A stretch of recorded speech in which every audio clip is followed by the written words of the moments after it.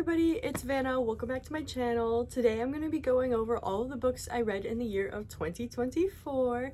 I'm just so excited, so let's get right into it. I ended up picking up reading back in May, so in all actuality, in a total of 8 months, I read a total of 38 books this year. Not much else to say, we have a lot of books to get to, so let's just get right into it. I have a close friend who I asked for a book recommendation back in May, and she ended up giving me King of Wrath by Ana Huang, and as you can tell, it set open my addiction to reading, and I love Anna's writing. My boyfriend actually got me King of Envy pre-ordered and signed for Christmas, so I have to wait for that to come out in March, and I cannot wait.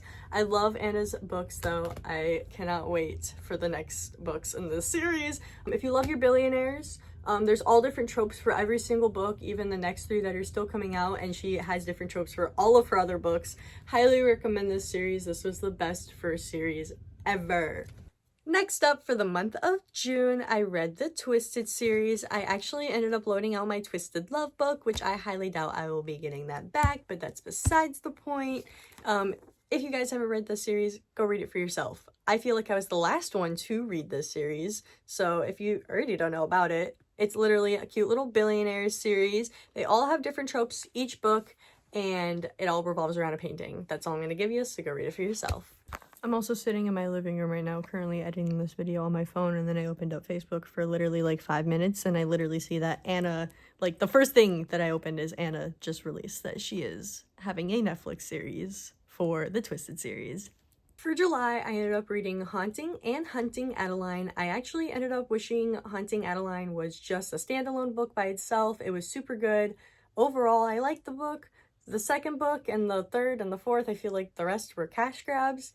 Go read this first book though for yourself. It was super good. There's a lot of trigger warnings for it, so be warned. Super duper good though overall, so go read it for yourself.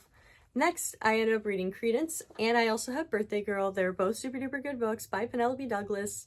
Read this one first and then this one though. I highly recommend these. There's different little tropes also. This one has multiple relationships. There's a lot of trigger warnings for that book also. This one is between her ex-boyfriend's dad, so that's all I'm gonna give you. Go read both of those books though. They're all super good.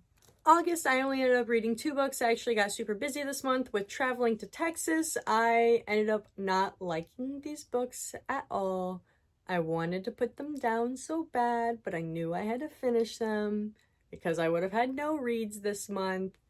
Not much to say. Let's just get going. For September, I ended up reading the Chestnut Spring series by Elsie Silver, and I absolutely love this series from start to finish. It was super duper good. I love cowboys, and I love this romance series. It was all good in each book. I honestly didn't think I would fall in love with the cowboy romances, honestly. It was a new genre I was opening up into me, and I was like, oh my gosh, where has this been all my life? This is super good. I love it. If you love cowboys, I highly recommend this. Go read it for yourself. You can also check up here though. I ended up making a video at the beginning of November of all of my October reads. So this is all of the books I read in the month of October. You can watch that video if you want, where I talked more about them. But I started the Rose Hill series. I actually really love this series. She's still coming out with it. She just released the dates that she is going to be releasing the signed books for pre-orders. So I'm super excited about that. I definitely might cop myself one. I also ended up starting the Gold Rush Ranch series, also by Elsie Silver, and it's super good. And then last but not least, I ended up reading The Striker by Ana Huang, and I also pre-ordered this book, and I attended a Barnes & Noble store event, and I didn't unfortunately win the jersey. Anna, send me one, please! I'm begging you! But that's all my October reads. I also ended up making another video up here if you guys want to watch that about my November reads, so I'm going to make this one a little bit quick. I ended up reading The Ritual. This one was okay. I don't know if I'm going to be reading the rest of this series though. I got Five Brothers, also by Penelope Douglas. This one was also super good.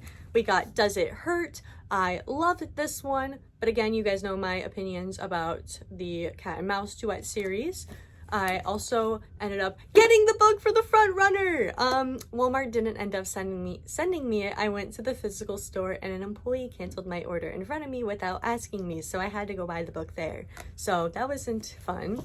And then I also ended up reading both of the Dreamlands Billionaire series right here, and I love this series. So that is my November reads.